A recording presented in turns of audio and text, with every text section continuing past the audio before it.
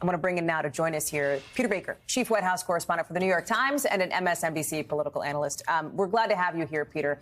One of the more, I think, explosive moments of this hearing, reportedly met with audible gasps in the room, was when Cheney said not only was the former president aware of those chants of hang Mike Pence, but he said maybe our supporters have the right idea and that Pence, quote, deserves it. Now, this is interesting, Peter, because your paper, other outlets had reported that Donald Trump had said things seen to be approving of the idea that Pence should have, in fact, physical violence against it. This is the first time we've seen a quote with this specificity. This is the first time we have seen something that is this detailed in this overall story here. How did it stand out to you?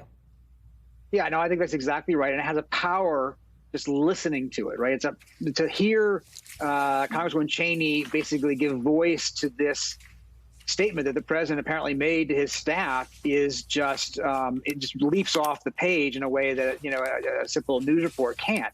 And I think that it's an extraordinary thing to basically root for the execution of your vice president, even if he wasn't really serious, even if he would tell us later, well, I wasn't really all that serious about it. It just is stunning in its import and its consequence, because what it tells you is that to him, the only thing that mattered was loyalty to him. Everything else was secondary, including the safety of the person who had been at his side loyally, unwaveringly for 3 years and 11 months, not one time breaking with him. And yet that was all of that's thrown out when it comes to January 6th.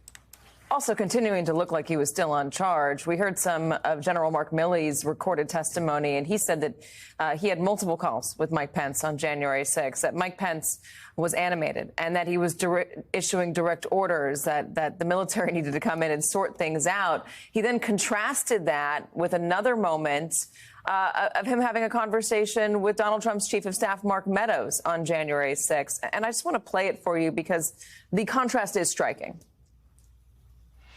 He said, we have to kill the narrative that the vice president is making all the decisions. We need to establish the narrative that, that the president is still in charge and that things are steady or stable or what's that thing.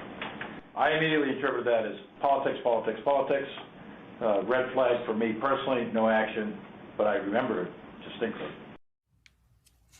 All right, so you have Mark Milley saying that. Here's Vice President Pence trying to get things sorted out, trying to get the people out of the Capitol to protect people, to keep lawmakers safe and others. And then you have the president saying, no, no, no, or Meadows saying in the president's stead, no, no, no. We need to make sure that the president looks like he's still in charge, not Vice President Mike Pence. Peter. Yeah, I think that's exactly right, because, in fact, the president wasn't doing anything. The president was just sitting there in the private dining room next to the Oval Office, watching the footage, pausing it, rewinding it, in some cases clearly, cheering it on. And, he as he told Kevin McCarthy, right, our supporters are more concerned about fraud than you are. When Kevin McCarthy called for help, called for security, called for, to be rescued from the threats that were being imposed on the members of our Congress. And I think that his point of view, the president's point of view at this point, is crystal clear from this testimony. Peter, there's such a clear order of command in the military, leading up to the commander-in-chief, of course.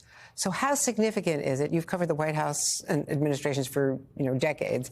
How significant is it that it was the Vice President of the United States who was holding calls with General Mark Milley, asking for help, desperate for help, and that the president was AWOL? Yeah, in fact, Andrew, you know this as well or better than I do. A vice president has no authority in this kind of situation. As long as the president is active and alive, the vice president is simply, an ornament on his side, in effect.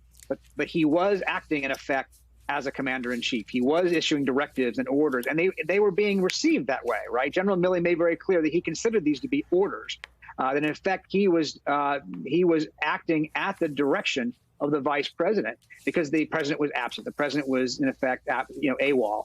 And so I think that is very telling about that moment in our history when one president wasn't active and a vice president had to step in effect, deal with a major crisis.